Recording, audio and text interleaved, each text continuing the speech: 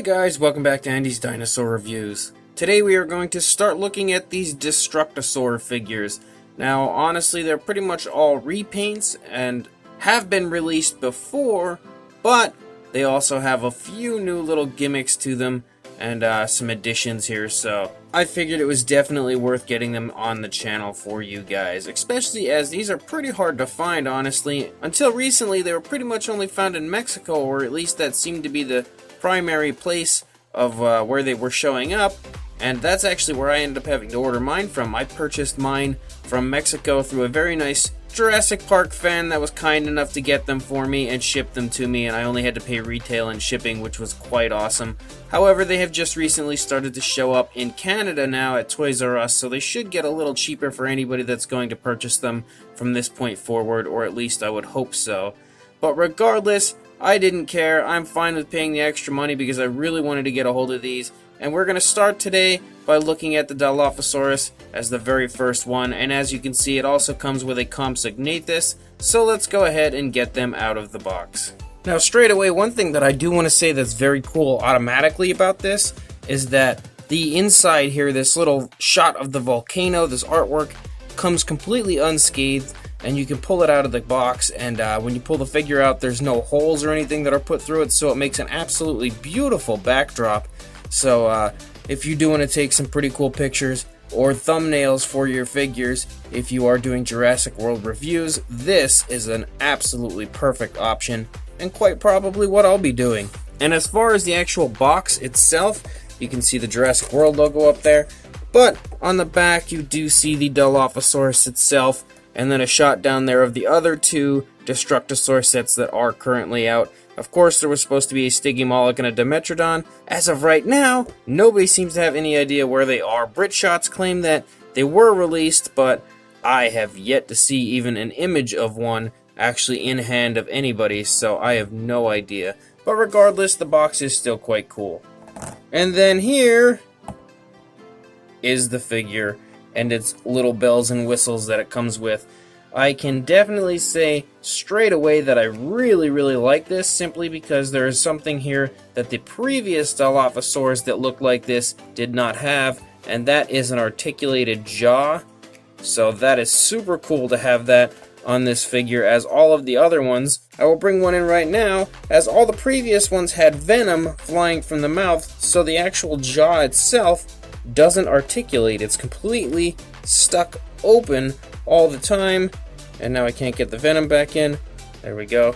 So it is really cool to have an alternate variant with an actual articulated jaw. But without further ado, let's get a nice closer look at both of these dinosaur figures. So overall, the head sculpt is definitely the same. The entire actual body sculpt, I believe, is the same, but the additions, of course, would be the new paint and the articulated jaw. You can see that the overall head sculpt is really beautiful, as it's been with all of these Dilophosaurus figures. I thought that they really look quite fantastic, and the articulated jaw itself works really nicely, but at the same time, the upper jaw, the teeth here kind of are a little bit large, I think, so they stick down, and plus they have this magnet here, which is the Destructasaur feature. So it makes actually closing the mouth all the way a little difficult. That's as far as it's going to close, but it still looks pretty good. The eye placement actually looks really good for once, as Mattel quite often has very bad quality control issues when it comes to the eyes of their figures, but the eyes of this Dilophosaurus look really good. I also really quite like the entire paint scheme of this, and that beautiful like yellow-brown coloration of the head crest I think looks really nice. And there have been some yellow splotches here and there, kind of just sprinkled all over the face of the Dilophosaurus, just to give it a little bit of color variation. The teeth themselves are painted really nicely, honestly. They don't appear to have any real sloppiness to them. And the frill here, of course, looks really good as well. It's got some maroon and like a reddish type of a color, and it looks really cool.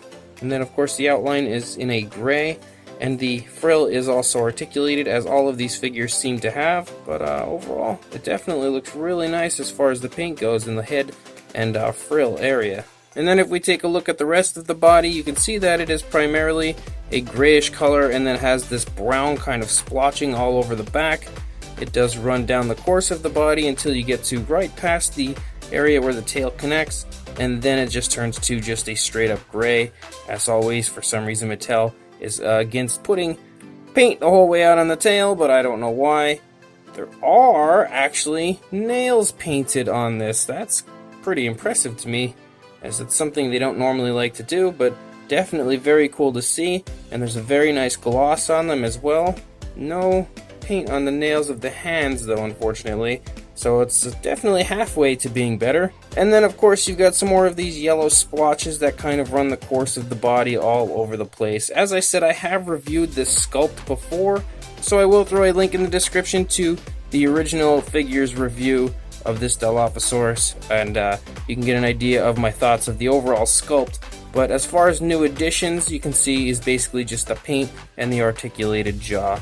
And then of course there is a magnet in there, but we'll get to that when the time comes. Now this guy is the other new addition to this one, because this is a new Compy, and now the previous Compsognathus that we had were not really that great, honestly. I thought they were okay, but they could have been much better, and they should have been much better, but this one honestly is really, really nice. Look at that head sculpt. That head sculpt is really, really beautiful, and definitely very faithful to what you see in The Lost World and Jurassic Park 3, and actually Jurassic World Fallen Kingdom, but you can see that that is really, really nicely done. The head sculpt is quite beautiful, if I must say so, and the overall appearance of this Compy actually looks really quite like what you see in the films. If it wasn't so small, it'd be a fun figure to repaint and actually look like the Compys from The Lost World. Run down the neck, you can see even the neck detail is really nice, and the arms, of course, are very small. The hands are tiny, but you can see that the fingers were actually sculpted out on it. Pretty nicely done detailing. You can actually get an idea of the skin detail as you run down the entire length of the body. Same goes for these legs. Of course, the feet are oversized, and there is no real paint on them at all aside from that one green color, but it still is really, really cool. And then it's got that nice long curved tail. I honestly really like this Compsognathus a lot, and definitely way more than all of the previous ones that we got. It is very, very flexible, so it's just basically a straight up rubber. Super flexible any way you want to bend it, it'll go.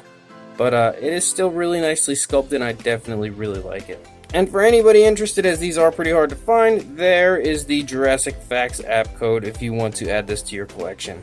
Now, as far as full-blown articulation, of course, you did say there is articulation in the jaw, articulation in the frill. The arms are articulated as well. They're actually very rubbery, but they are articulated, and the legs as well are articulated to go forward and back. They don't come out away from the body like some Jurassic World figures do. And the Compsognathus, of course, has no articulation, but is super flexible, so you can bend it and play with it however you would like. Now, as far as the action feature goes, we've officially put our little Compy here in his cage. He could probably, well, I knocked him out, but he could probably quite easily escape from here if he really wanted to. Oh yeah, I mean, he could slide through. But regardless, you basically take the magnet here on the upper part of the mouth, and then you put it to the top here, as there is a magnet in there, and he picks it up. I think the lid is supposed to come off, but it doesn't. Oh, there we go. So now the Dilophosaurus has destroyed the lid, and he's going to eat this poor little Compy because he's a jerk. I will say, though, that the action feature here, as far as the lid coming off and connecting to the mouth and everything, works really well. And actually, the magnet is pretty strong. You can see the Dilophosaurus can pretty much just hold that lid for as long as you want until he throws it off, which I can't even get it off.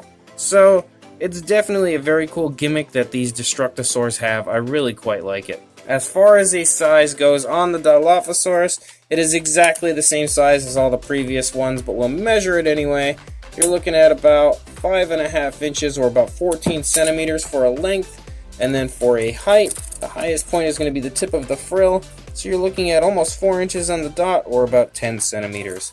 As far as the Compsognathus goes, he's super, super small, pretty much a mini, which these guys there would have worked pretty well for those minifigures. But you're looking at about 2.5 inches long, or about 6 centimeters. Much longer if I'd actually stretch the tail, but since the tail is in a bent position, that is the length technically. And for a height, you're looking at about 1.5 inches, or about 3.5 centimeters. For a size comparison, here is our buddy the green Paparex.